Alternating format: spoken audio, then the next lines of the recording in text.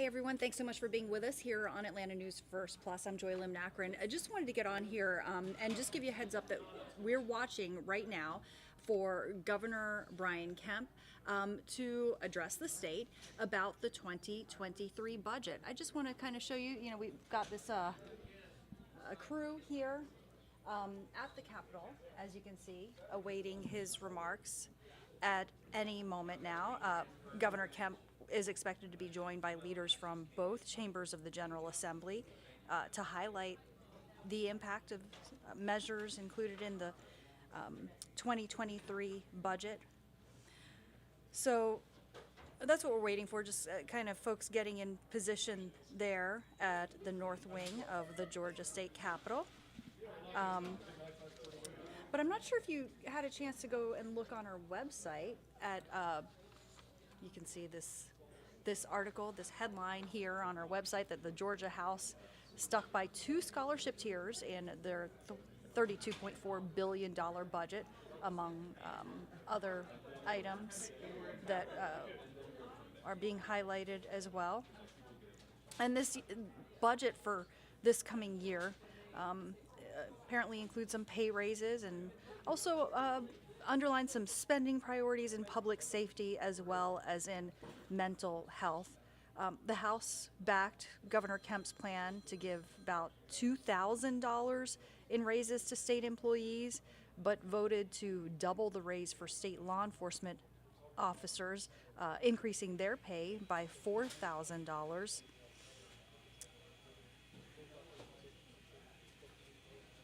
There was some objection apparently by Democrats to a House plan to maintain the current 2-tier system of lottery funding Hope scholarships. And Governor Kemp has proposed going back to kind of the original system for Hope scholarships, paying full tuition for all high school graduates who earn a B average. Instead, the House actually voted to pay full tuition for only Zell Miller scholars, which requires students to earn even higher grades and kind of a minimum standardized test score as well.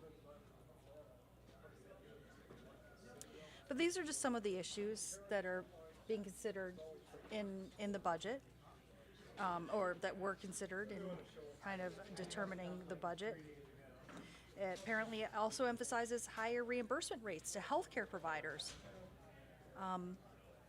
and expands opportunities to train new healthcare workers as well.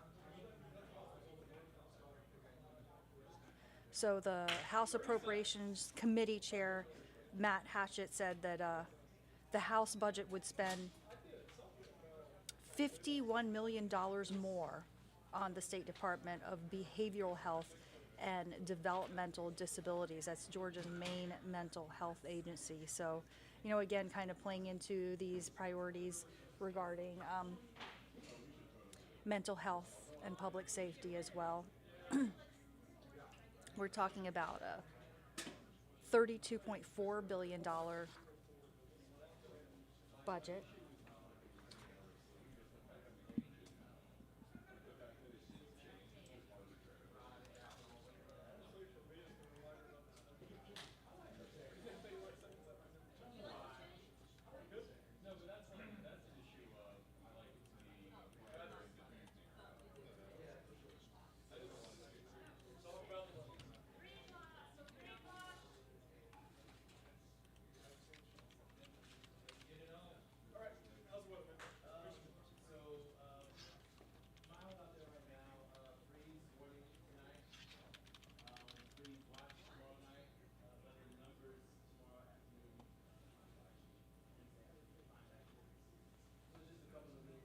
We're just kind of keeping our eyes there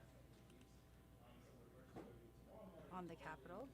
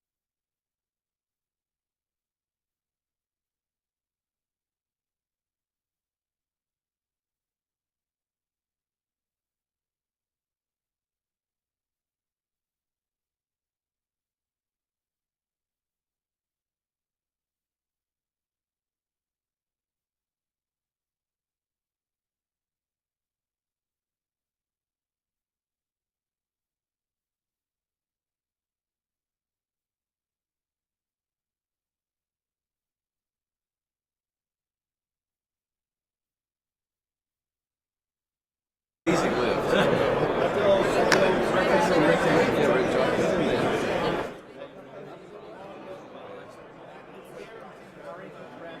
All right, so if you are just joining us here on Atlanta News First Plus, you can kind of hear the chatter at the state capitol right now, and you see several prominent lawmakers gathered there because, again, Governor Kemp, along with several other legislative leaders, are coming together to discuss the budget, the amended fiscal year 2023 budget. And this comes after the House voted for House Bill 19 on a 2024 spending plan, sending that to the Senate for even more debate. So one would imagine that the amended budget for 2023 will be discussed today, as long as as well as the budget for 2024. Certainly, it's related, the overarching themes, but a big emphasis on spending for public safety as well as for mental health. And we're just waiting for this press conference to begin. We're going to bring that to you live, and you are looking live at the state capitol, where this will get underway, and we're going to take you inside to the North Wing, keep you inside. You're already there, so you'll hear when that discussion begins. But just want to remind you, you may want to check out the article on our website for a little bit of context here. Again, you see the headline here: Georgia House sticking by 2 scholarship tiers in their $32.4 billion budget. And that's, one of the takeaways from kind of their discussions regarding the 2024 budget. But also noteworthy, the House backed Governor Kemp's plan to give $2,000 raises to state employees, but actually it voted to double the raise for state law enforcement officers, increasing their pay by $4,000. It also emphasizes paying higher reimbursement rates to healthcare providers and expanding opportunities to train new healthcare workers as well. That's according to the House Appropriation Committee Chair Matt Hatchett, a Dublin Republican. And he said that the House budget would spend $51 million more on the state Department of Behavioral Health and Developmental Disabilities, which of course is the main mental health agency in the state of Georgia. So very high priority there on mental health, on spending for public safety.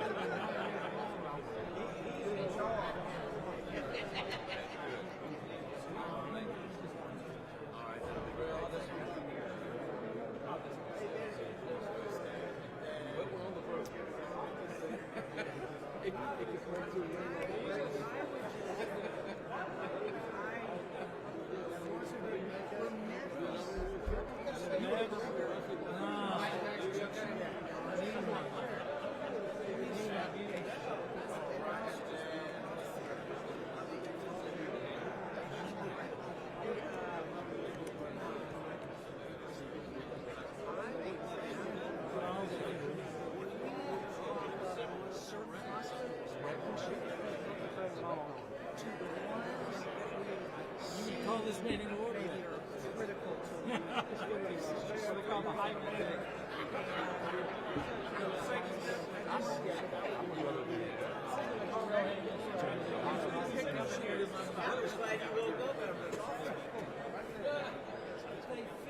Hey, that was some good chicken. It's good to sleep. I mean, it's the point is like this. I'm gonna go stand up there. Yeah, no.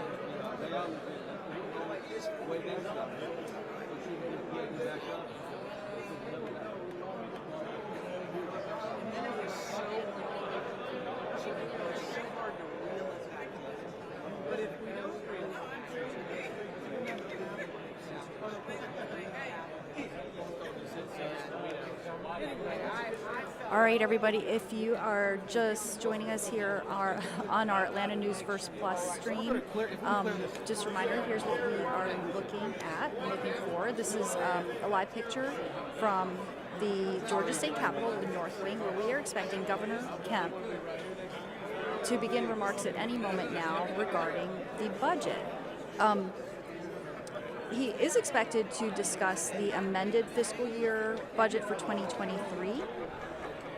And, we'll be joined by leaders of both chambers of the General Assembly to highlight the impact of these measures included. But also, there's of course been discussion about the budget for next year because the House actually voted on this 2024 spending plan. If you check out our website, one of the top stories on our website, the House has basically voted to stick by 2 scholarship tiers in their $32.4 billion budget. And this budget for next year prioritizes public safety as well as mental health. So certainly as we shift it back over to this live look at the state capitol, I wouldn't be surprised if we hear a bit about the 2024 budget, even though this is slated to be a press conference focused on the amended 2023 fiscal year budget. But if budget priorities are shifting, perhaps it would follow that we would hear about the budget for the rest of this year as well as for next year. Really interesting, though, that in the House approval of their budget for next year, they are very focused on public safety and mental health. It includes some pay raises related to public safety.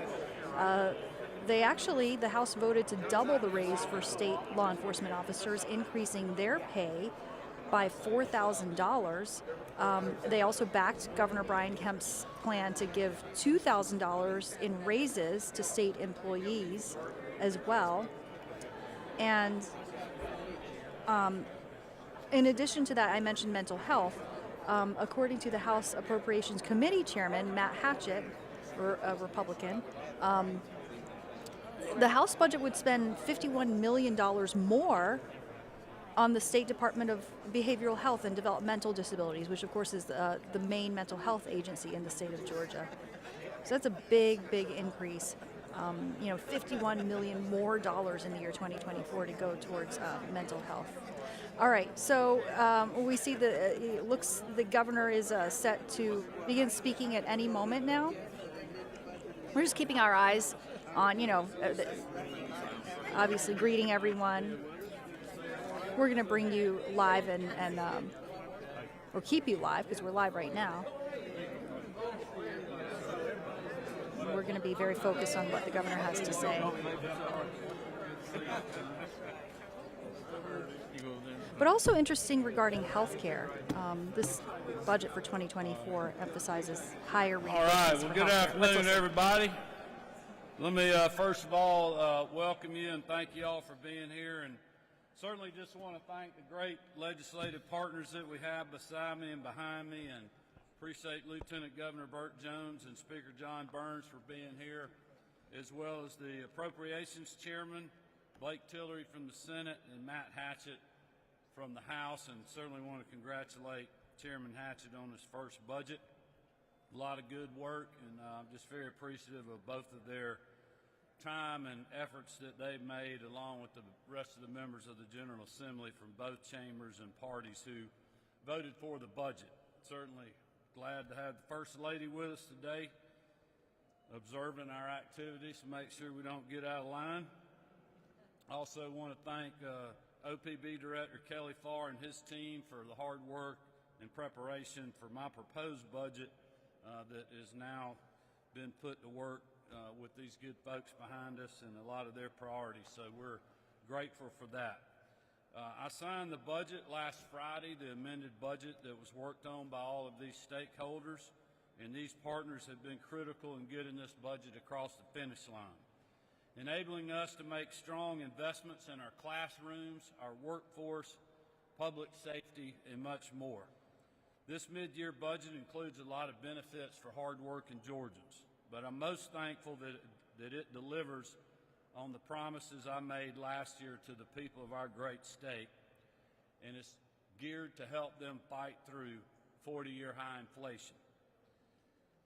At the time, I said we couldn't fix everything that Washington, D.C. had broken, but we will do what we can to help Georgia families and businesses here in our state. And while some on the federal level are pushing a budget with raises on taxes of Americans, we're giving money back to the people through our budget because they know best how to use it. Last year, we returned over $1 billion to the taxpayers of Georgia through a state income tax refund. This year, as you know, we are doing that again, giving $250 back to single filers, $500 to those who file jointly. And as I promised on my campaign, the FY budget I signed on, or the amended budget I signed on Friday, will give nearly $1 billion back to Georgians for homeowner tax relief, saving them around $500 on their property tax bill. I'm also proud that this budget includes $3.5 million in grants to increase nursing student capacity and grow this critical part of our healthcare workforce. And we've also allocated $5 million to support paraprofessionals in becoming certified teachers, ensuring that we have more educators for our classrooms. And to ensure that our students and all those who teach and support them remain safe, this budget includes over $115 million in school security grants that will be given to each school in the state, $50,000 each, to improve their campus safety. These are just a few of the items included in this budget, and you'll hear from others mentioned today as well. But when you add them up and look at the budget as whole, it demonstrates some things I hope the feds are mindful of during their own budget process. That you can hold the line on spending, that you can use innovation to make government more efficient and streamlined, and that you do not have to raise taxes on people to do that. That's what the men and women here today have proven with this budget, and I look forward to proving again with the FY 2024 budget that continues to go through the legislative process. Georgia, as we say all the time, is the best state to live, work, and raise a family, and it is because of the choices made in this budget by these group of legislators that are here today, and I look forward to working with them to keep it that way. With that, I'll turn it over to our Lieutenant Governor, Burt Jones. Good afternoon, everyone, and thank you, Governor Kemp, for that introduction and a good synopsis of everything that we covered in the amended budget. I want to thank our Appropriations Chair, Blake Tillery, and the House Appropriations Chairs, Matt Hatchett, and all your Appropriations members, all your subcommittee chairs, on a job well done. It's been a pleasure, as I've said many times before, working with both the House and the Governor's Office on this amended budget. I am proud that the hard work we put in, the great thing about having a $6 billion surplus is we are allowed to fulfill a lot of needs, but the bad part about having a $6 billion surplus is everybody thinks their needs will be met, and we have to make the tough decisions in doing that. And but I think the governor has been spot on with giving $1 billion back to the taxpaying citizens of the state, a promise he made on the campaign trail. which we were glad to support in the Senate, and I know the House as well. We're also excited about funding to mental health counselors, increased funding to mental health counselors across the state, and adding funding to a new veterans mental health facility in Hinesville, Georgia, something that we were very proud of in the Senate. And we'll continue to work on the big budget, but I think all in all, the amended budget was a big success, and a lot of it has to do with the cooperation between all branches, the House, the Senate, and the executive branch, which I said has been very good, and it's been an honor to work with Speaker Burns and Governor Kemp on these budgetary items. So I will turn it over to the Speaker, and we'll take questions after the Speaker's done. Speaker. Thank you, Lieutenant Governor, Governor Kemp. How about daylight savings time? I'm not there yet. I don't know about y'all, but I'm going to get there. But good afternoon. It's great to be with all of you as we mark Governor Kemp's signing of our amended fiscal year 2023 budget. This budget is evidence of our continuing commitment to making strategic investments while returning every dollar of taxpayer money that we can. There's much to be proud in this document. I may repeat a couple of things, but they're worth repeating. Returning nearly $1 billion of taxpayer dollars funds through the Homestead Tax Relief Grant. $26.7 million to provide a one-time payment of $500 to the state's ERS retirees. We're proud of that. $105 million for the Medical College of Georgia to implement a new electronic medical record system. We're awfully proud of that. I want to commend my dear friend and colleague, Appropriations Chairman Matt Hatchett. Chairman Hatchett, his subcommittee chairs, and all the members of this committee, as well as the House Budget and Research staff, for their work on this budget, as well as Chairman Tillery and his staff, as their great work is appreciated. I also want to thank Governor Kemp, Lieutenant Governor Jones, and certainly, again, a gentleman that has worked really hard, but Appropriations Chair Tillery for their work and working shoulder to shoulder with our group to make sure we work seamlessly throughout this process. As our work continues on the fiscal year 2024 budget, we remain to being good stewards of and working together on this budget in a way that serves the needs of all Georgians. All Georgians. Thank you for being with us this afternoon, and I'll turn it back over to Governor Kemp to take any questions you may have. I feel certain the Speaker will answer your questions too. I would just say in closing, I just again want to thank the Speaker, the Lieutenant Governor, the Appropriation Chairs for being here, and again, congratulations to Chairman Hatchett on your first budget. Job well done, everybody. Thank you all very much.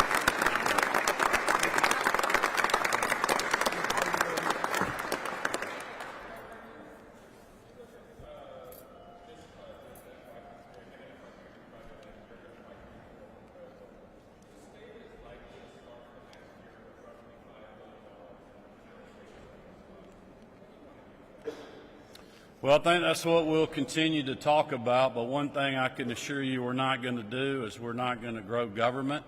Our mission, or at least mine is, I don't want to speak for everybody up here, but my mission is to continue to grow our state, to continue funding our priorities like we're doing now, most money we've ever funded in public education, continuing to focus on creating good jobs, creating the workforce and the people that we need in a trained manner to be able to work in the fields where we need them with these great jobs that we're getting with 2.5 record years in a row, continue to fund our health care priorities.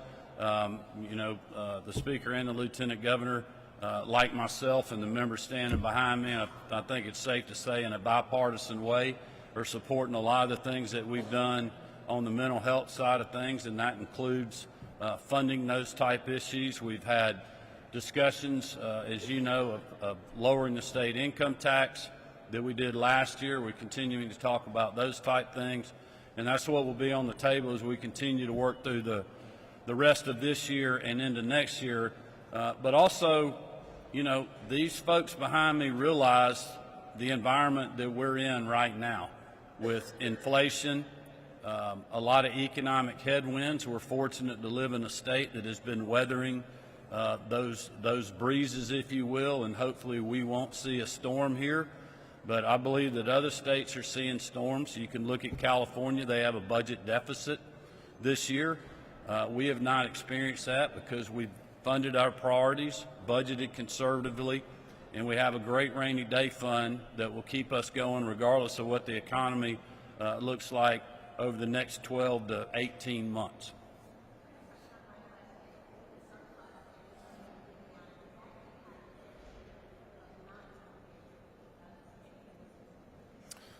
Well, no, our revenues have been so strong, the money that we've spent. And I would just remind everyone that the tax refund last year's and the one that we've now funded this year, these are things that we spoke with the legislative leadership about, that we worked with them on. This was a team effort. It was priorities for all of us, as was the homeowner property tax relief grant.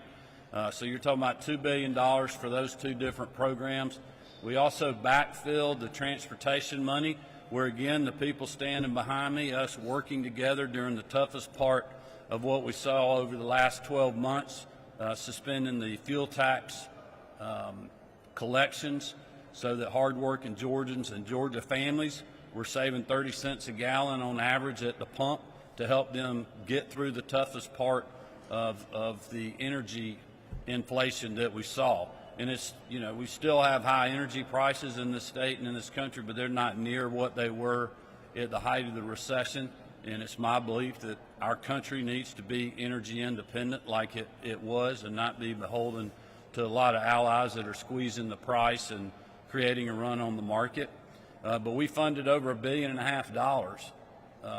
to backfill the transportation funding dollars because we didn't collect that fuels tax. But even with all of those things that we're doing, we have a very robust rainy day fund. And that's important for our state because it allows us to continue to have the best bond rating in the country. I would put up our state and our finances up against any other state in the country. It keeps our borrowing costs low. If you look at what we paid for our bond package costs the last 2 years, it's incredible how much money we're saving. I mean, the rates were low, but also we were getting the best rates of anybody that was out there.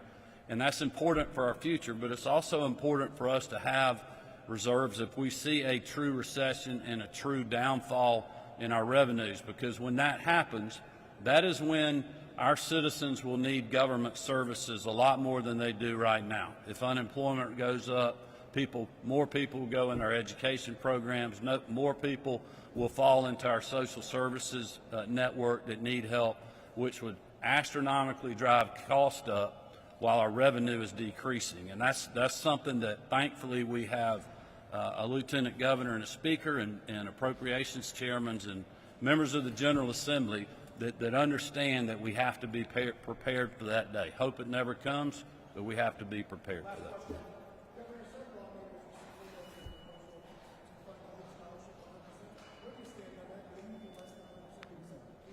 Well, look, I stand in support of that, but this is a process that we're going through. I know the General Assembly is continuing to have discussions on that. I'm going to continue to fight for my position. I think it's the right thing to do. But you know, I support the process, and we understand how that works, and I feel certain that we'll come to a really good solution for our students and for their families in this state. All right, thank you all.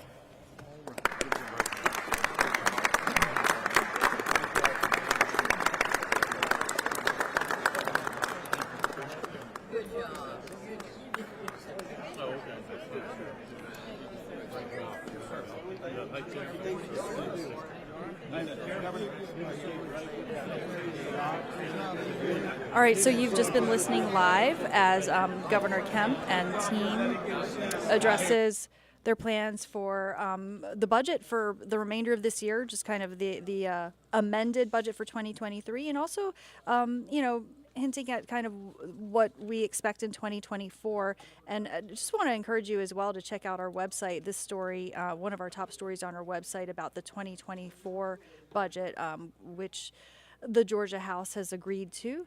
And, you know, we heard some discussion about some of the priorities there, including public safety and mental health. But it's something that we're going to, of course, continue digging into and following. So we encourage you to just keep it right here on Atlanta News First and Atlanta News First Plus. Have a great day.